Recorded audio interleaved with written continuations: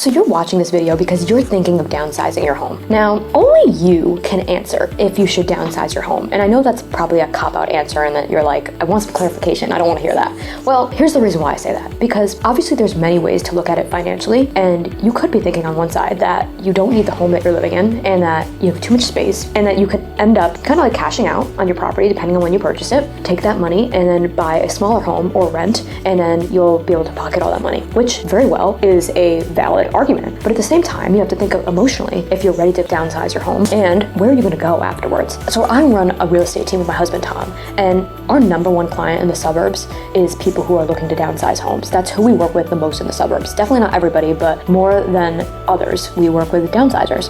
And it's almost more of an emotional sale than people purchasing a home because you have memories, you're tied to the actual home, you're tied to maybe the town or the neighborhood that you're living in. And it's just something that it's very, very hard to walk away from all that. Even if you're coming out with a huge lump sum of money that you can then put into another property or pocket that money and rent somewhere. Sometimes the financials aren't enough to get you to actually make that decision. So you really have to take a look at your lifestyle, who you are, what makes you happy, and would you be happy selling your home and moving somewhere else? I think that happiness at this point in life is much more important than the financial aspect of it, unless for some reason that you really, really need to make that financial move. And if that's the case, my team helps people out all the time in that scenario. It's very common, but if it's not about the financials, if the financials would be nice, but at the same time it's not necessary, look at who you are as a person, what makes you happy. I think that that's the number one thing, because I never want to see somebody selling a home and then moving somewhere else and then absolutely hate where they're living. Now, really, I can't even think of it ever happening to that extreme with a client that we've worked with, because we do so much like deep diving with that couple or that person,